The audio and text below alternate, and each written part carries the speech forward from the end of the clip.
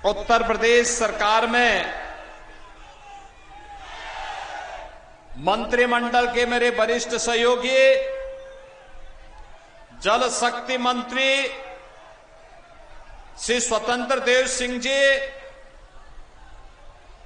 परिवहन मंत्री श्री दयाशंकर सिंह जी, भारतीय जनता पार्टी के राष्ट्रीय मंत्री श्री ऋतुराज सिन्हा जी, माननीय सांसद राज्यसभा श्री सुरेंद्र नागर जी, आज के इस कार्यक्रम में सहयोग के लिए यहां पर उपस्थित श्री सूर्यमणि तिवारी जी,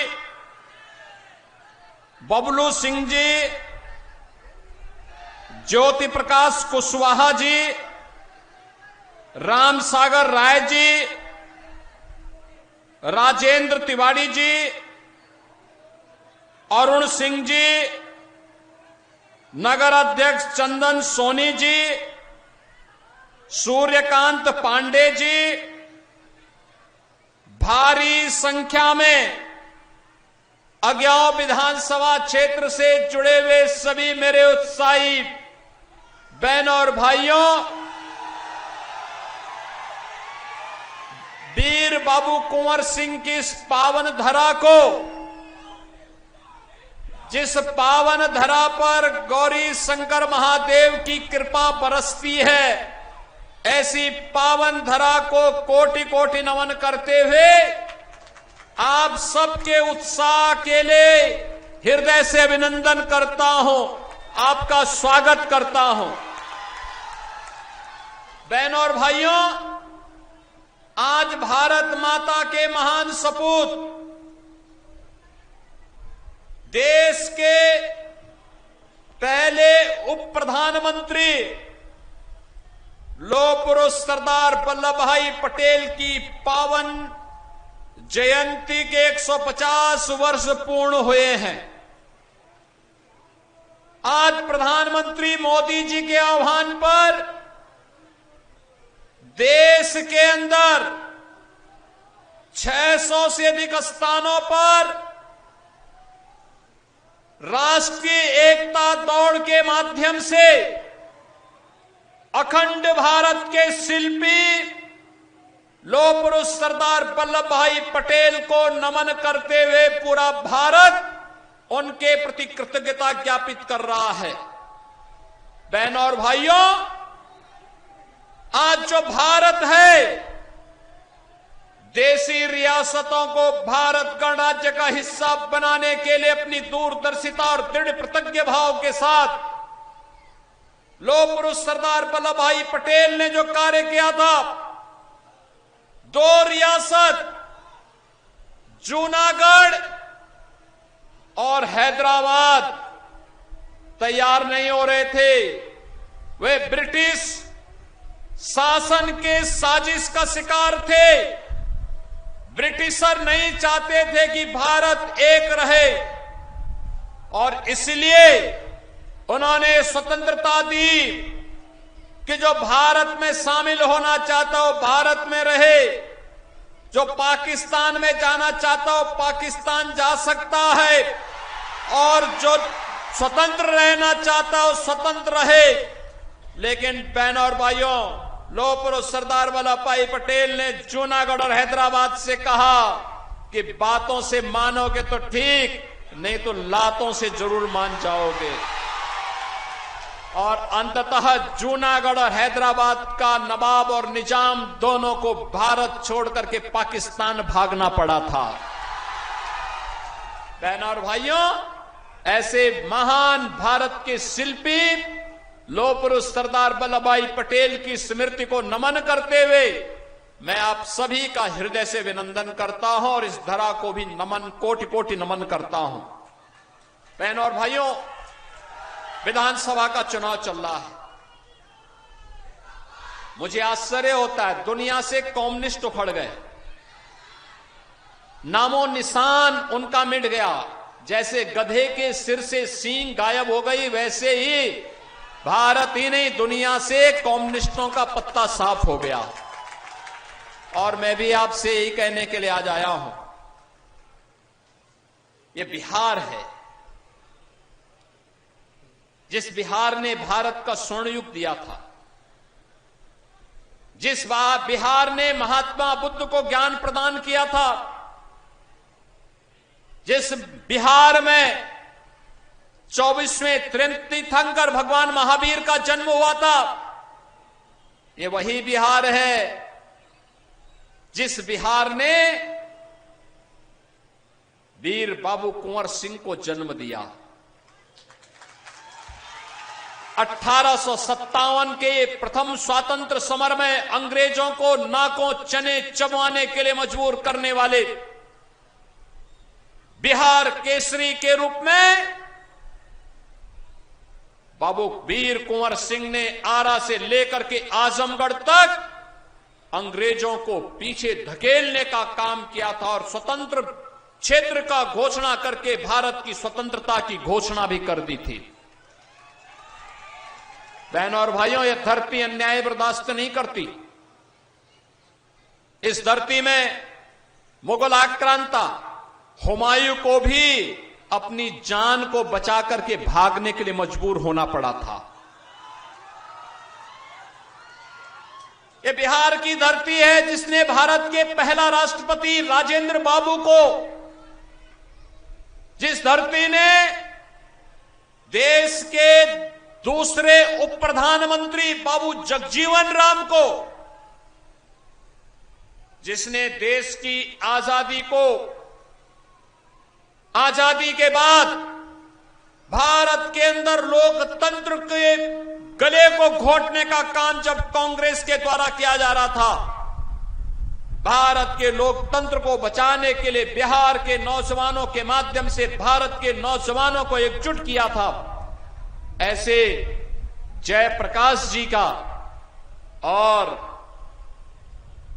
कर्पूरी ठाकुर जी ने भी जिस धरा पर जन्म लिया हो, बहनों और भाइयों, वह बिहार जब अंगड़ाई लेता है तो भारत अंगड़ाई लेता है। बिहार जब स्वर्ण युग में जाता है तो भारत स्वर्ण युग में जाता है। और जब प्रधानमंत्री जी ने कहा है विकसित भारत, तो विकसित भारत के लिए विकसित बिहार भी आवश्यक है। विकसित बिहार के लिए पिछले 20 वर्ष में नीतीश बाबू के नेतृत्व में सुशासन की आधार मजबूत की गई है। अब इसमें एक सुदृढ़ इमारत का निर्माण करना है, मजबूत इमारत का निर्माण करना है। और इसके लिए सौभाग्य से आपकी अग्नि परीक्षा थी कि चुनावी रैली में जनता का समर्थन किस रूप में प्राप्त होता है, क्योंकि कमल तो कीचड़ में ही खिलता है। और आपकी उपस्थिति बताती है अब लाल सनाम नहीं, जय श्री राम का नारा लगेगा। अयोध्या में राम जन्मभूमि की तर्ज पर सीतामढ़ी में राम जानकी का भी भव्य मंदिर का निर्माण होगा। आज के बिहार में अब क्या नहीं है, याद करिए, आरजेडी की लालटेन ने यहां पर अंधियारा लाया था। आप सोचो, लालटेन लेके लोग चलते थे। लालटेन युग में जब मर्जी आती थी बंद कर देते थे और फिर डकैती डालते थे। गरीबों के हक पर डकैती। आरजेडी की समय में सड़क नहीं, स्कूल नहीं, चिकित्सालय नहीं, इंजीनियरिंग कॉलेज नहीं, रेल नहीं, नौकरी नहीं, राशन नहीं। और आज एनडीए की डबल इंजन की सरकार है। प्रधानमंत्री मोदी जी के नेतृत्व में, उनके मार्गदर्शन में, नीतीश बाबू के नेतृत्व में बिहार के अंदर आज बिहार के अंदर सड़क की कनेक्टिविटी है, रेलवे की बेहतर सुविधा है, एयर कनेक्टिविटी बढ़ रही है, मेट्रो के संचालन की कार्रवाई आगे बढ़ रही, पटना में प्रारंभ हो चुकी है। इनलैंड वाटरवे की सुविधा तेजी के साथ आगे बढ़ रही है। 4 लेन के एक्सप्रेसवे बन रहे हैं। Engineering college, school, degree colleges, medical colleges की स्थापना हो रही है। और अब बिहार के नौजवानों के लिए रोजगार है। अन्नदाता किसानों के लिए प्रधानमंत्री किसान सम्मान निधि का लाभ है।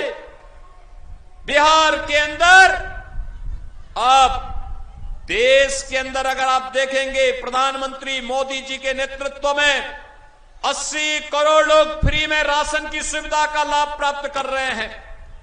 50 करोड़ लोगों को फ्री में स्वास्थ्य की सुविधा उपलब्ध करवा दी गई है।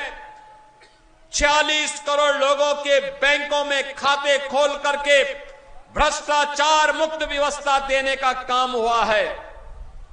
बहनों और भाइयों, 12 करोड़ गरीबों के घर में शौचालय, 4 करोड़ गरीबों के घर में आवास की सुविधा, यह किसी ने किया है? एनडीए की मोदी जी के नेतृत्व की सरकार ने और नीतीश बाबू ने मिलकर के किया है। ये इंडी गठबंधन जो आज यहां पर कम्युनिस्ट के नाम पर, एमआलए के नाम पर या आरजेडी और कांग्रेस के नाम पर आया है, बहनों और भाइयों, ये इसलिए आया है जिससे गरीबों के राशन पर डकैती डाल सके। ये इसलिए आया है क्योंकि पुराना अनुभव है। पहले राशन मिलता नहीं, गरीबों को मिलता नहीं था आरजेडी के समय, और गरीबों के राशन को तो खाया ही खाया। इन्होंने तो पशुओं के चारे को भी खा दिया था। ये वही लोग हैं, बात गरीबों की करेंगे और गरीबों के गटई को दबाने का काम भी करेंगे। ये वही लोग हैं जिन्होंने नौकरी नहीं दी, नौकरी के नाम पर आपके पैरों के नीचे की जमीन को भी हड़पने का काम किया था। ये वही लोग हैं जिन्होंने किसानों के जमीनों पर कब्जा करवाया था और फिर किसानों को प्लान करने के लिए मजबूर किया था। ये वही लोग हैं जिन्होंने बिहार में माफिया राज ला करके यहां के व्यापारियों के सामने, यहां की बहन और बेटियों के सामने, यहां के नौजवानों के सामने पहचान का, सुरक्षा का और सम्मान का संकट खड़ा कर दिया था। आज नए बिहार में नौकरी भी है, रोजगार भी है, निवेश भी है, विकास भी है। आज जीविका बहनों के माध्यम से आर्थिक स्वावलंबन का मार्ग भी आगे बढ़ रहा है। और इसीलिए बहनों और भाइयों, मैं आप सबका आह्वान करने के लिए आया हूं। ये लोग आरजेडी हो, एमआलए हो, कांग्रेस हो, ये जितने भी हैं, ये सब एक ही थैले के चट्टे बट्टे हैं। ये भारत की विरासत का विरोध करते हैं, गुलामी की मानसिकता का समर्थन करते हैं, आक्रांताओं को आमंत्रित करते हैं, अयोध्या में राम मंदिर का विरोध करते हैं, सीतामढ़ी में मां जानकी के मंदिर का विरोध करते हैं। आपस में ही भारत के नागरिकों को लड़ाने का काम करते हैं, पर्व और त्योहारों के पहले दंगा करवाने का काम करते हैं। लेकिन बहनों और भाइयों, एनडीए की सरकार आपने यूपी के अंदर देखा होगा, यूपी में दंगा नहीं होता है। यूपी में दंगा नहीं, यूपी में सब चंगा है। माफिया आज वहां गायब हो गए हैं। माफिया का जहन्नुम का टिकट काट दिया गया है। और कम्युनिस्टों तो वैसे ही कम्युनिस्ट गायब हो गए हैं जैसे गधे की सींग गायब होती है, पूरी तरह समाप्त। जब ये सब समाप्त होंगे तो विकास ही होगा, अच्छी सड़कें। अयोध्या कितने लोग गए हैं? राम मंदिर का दर्शन कितने लोगों ने किया? अच्छा लगा ना? नहीं अयोध्या देखे हो ना? देखो कितनी सुंदर नगरी। काशी में तो गए होंगे बाबा विश्वनाथ धाम में, कैसा लगा? पहले कैसे था? पहले बहुत संकरा था। अब 50,000 लोग एक साथ वहां दर्शन कर सकते हैं काशी में।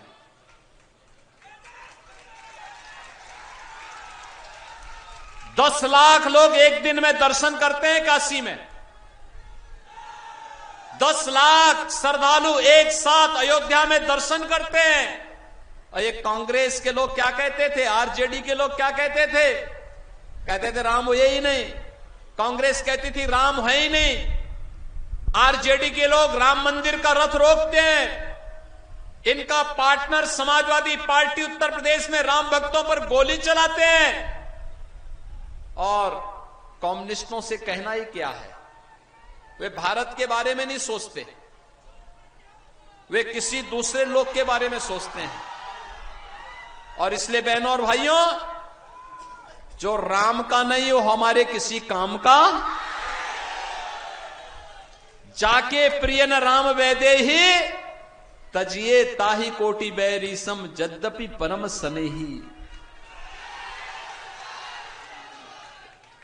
जो राम का विरोध कर रहा है वो राष्ट्र का विरोध कर रहा है, और जो राष्ट्र का विरोध कर रहा है वह हमारे किसी काम का नहीं। उसको हर हाल में बाहर का रास्ता दिखाना है। और बहनों और भाइयों, विकास की पहली शर्त है सुशासन, सुरक्षा का बेहतर माहौल, और उसको केवल और केवल एनडीए दे सकती है। प्रधानमंत्री मोदी जी के मार्गदर्शन में एनडीए दी है, एनडीए दे रही है, एनडीए देगी। और इसके लिए आपका आह्वान करने के लिए आए हैं। यहां पर जो चुनाव चल रहे हैं, इस चुनाव में भारतीय जनता पार्टी और एनडीए ने श्री महेश पासवान को ज्ञाव विधानसभा क्षेत्र से अपना प्रत्याशी बना करके उतारा है। महेश पासवान को आपका आशीर्वाद मिलेगा ना? मिलेगा ना? दोनों हाथ ला करके, थोड़ा दोनों हाथ ला करके बोलो, जहां जहां मेरी आवाज जा रही है दोनों हाथ ला करके आशीर्वाद दीजिए। उधर भी ये हेलीकॉप्टर के पीछे छत के ऊपर जितने लोग हैं, इन लोगों से मैं अनुरोध करूंगा, सभी लोग जो जहां पर है वहीं से आशीर्वाद दो, क्योंकि यहां तो कीचड़ है, यहां पे कीचड़ है, यहां आना कठिन था, लेकिन आप उसके बाद भी आए हैं, तो महेश पासवान को आशीर्वाद देंगे ना?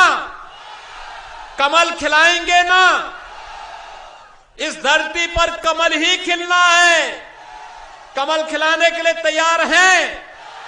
इसके लिए घर घर जाना होगा, एक एक घर से वोट देना होगा। वैसे मैं देख रहा हूं हर घर में केसरिया लहरा रहा है, हर घर में बजरंग बली का पताका फहरा रहा है ना? तो बजरंगी जो फहरा रहे हैं, ये केसरिया जो लहरा रहा है, ये कमल के फूल के रूप में एनडीए की सरकार बनने के लिए भी महेश पासवान को आशीर्वाद के रूप में मिलना चाहिए। वीके न्यूज, राष्ट्र के नाम।